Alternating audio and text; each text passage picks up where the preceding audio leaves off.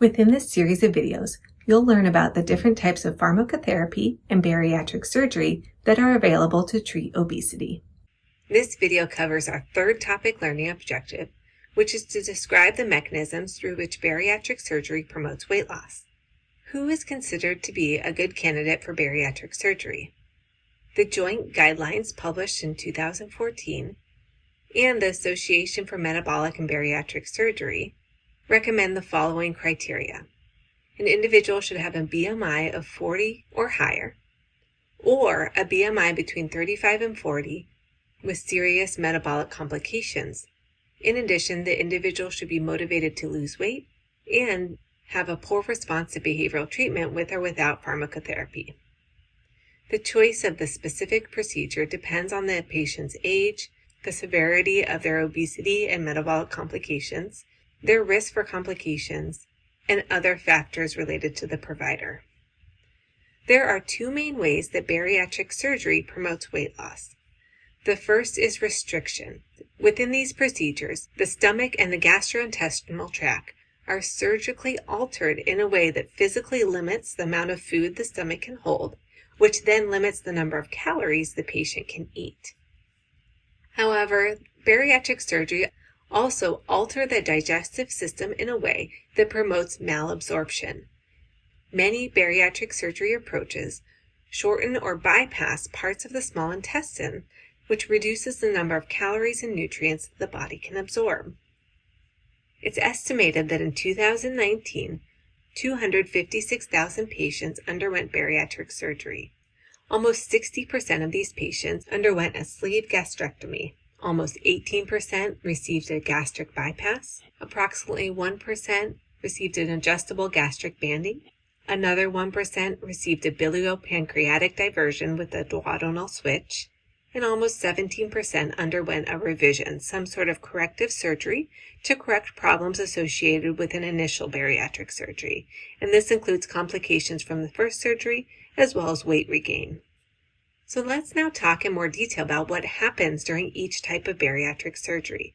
We'll cover the four most popular surgeries: sleeve gastrectomy, Roux-en-Y gastric bypass, adjustable gastric banding, and biliopancreatic diversion with a duodenal switch.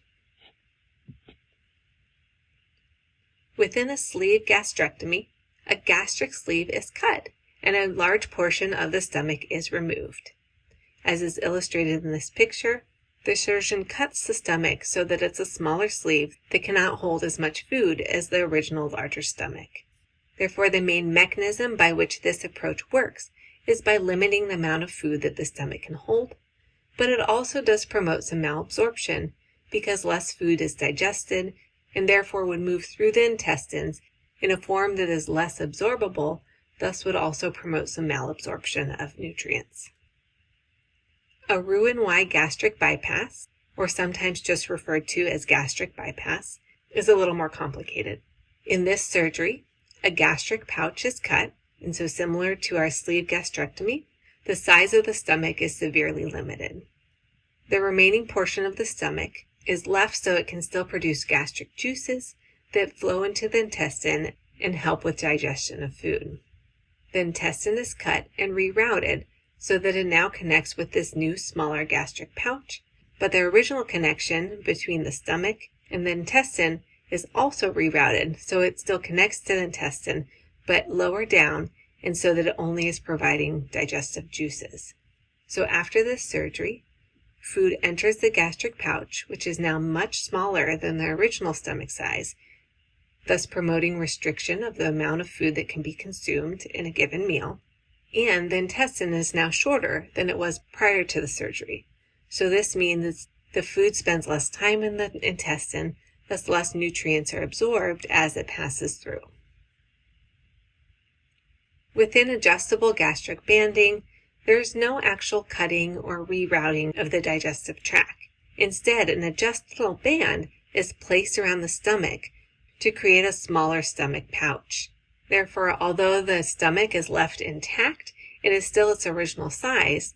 This smaller stomach pouch is what fills up first when an individual eats a meal and promotes feelings of gastric distension and fullness, which promotes lower intakes.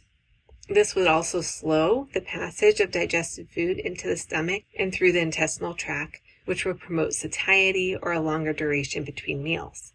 A key feature of this procedure is that the band that's placed around the stomach is adjustable, so this means it can be tightened or loosened by the surgeon in follow-up visits, allowing for flexibility based on whether the patient is doing well or needs more support for their efforts. Therefore, a port is placed under the skin that allows the surgeon to adjust the band as needed. Finally, our most complicated procedure is a biliopancreatic diversion with a duodenal switch. Within this procedure, part of the stomach is cut out and removed to create a smaller stomach pouch. The gallbladder is removed, and the intestines are rerouted in a way that create a very short intestinal tract. Therefore, somewhat similar to the Roux-en-Y gastric bypass, we have both restriction of the amount of food an individual can consume, as well as a shorter intestinal tract, meaning far fewer nutrients are absorbed because they are spending less time in the intestine. Let's pause here and review some key takeaways. Bariatric surgery works through two main mechanisms: restriction of the amount of calories consumed, and malabsorption, meaning fewer calories are absorbed. The three most used forms of bariatric surgery are sleeve gastrectomy, Roux-en-Y gastric bypass, and adjustable gastric banding. Some forms of bariatric surgery are reversible and adjustable, and others are not. The majority involve reducing the size of the stomach, as well as reducing the amount of time that digested food spends traveling through the intestines.